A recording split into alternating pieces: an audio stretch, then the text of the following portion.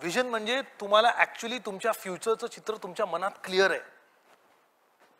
फार कमी लोकांकडे हे क्लिअर असेल. तुम्हाला जर असेल तर congratulations. A of making a fruitful contribution to the society. त्याचा अर्थ माझ्या अस्तित्वामुळे मी आयुष्य जगून जगाला काय योगदान करणार आहे हे चित्र माझ्या डोळ्यासमोर एकदम स्पष्ट आहे, क्लिअर आहे. हे माझे वडील, ह्याने मला शिकवलं नेहमी प्रामाणिक राहा. मी माझ्या आजपर्यंत आयुष्यात कधीच कोणाला लाज नाही दिली. I don't bribe. मी कोणालाच लाज नाही दिली. मी माझा प्रत्येक रुपया टॅक्स भरतो. माझ्यावर 2 टॅक्स स्क्रुटिनीज झालेत. मी लाज देत नाही. आणि माझी अशी समजूत आहे की प्रामाणिक राहून आपल्याला यशस्वी होता येतं आणि श्रीमंतही होता येतं. You can be successful and you can be rich also and you can sleep peacefully at night.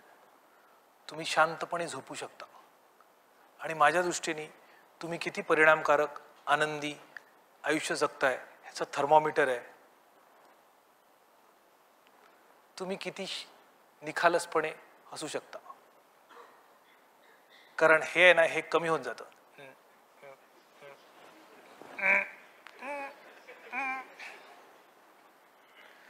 कारण जेव्हा आपल्याला निखालसपणे जगता येत नाही, समोरचा माणूस कोण असेल, त्याची इंटेन्शन काय आहे, हा आपल्याला पकडणार तर नाही, हा आपल्याला फसवणार तर नाही, अशा प्रकारच्या शंका मनात असतील ना, मग हसू नको हसू असं होतं. माझ्या गुरूंनी मला एक कानमंत्र दिलेला, तो मी पाळलाय आणि it has really worked wonderfully in my life. ते म्हणतात, कधीही लक्ष्मीला देवता मानू नकोस. Money is not God, God is not money. लक्ष्मीच्या मागे धावू नकोस.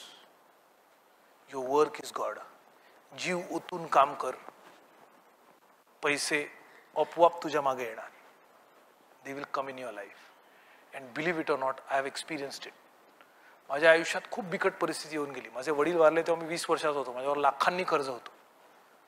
पैसे येत गेले आणि जेव्हा नाही आले तेव्हा मी माझं काम नीट करत नव्हतो आणि आपोआप येत गेले.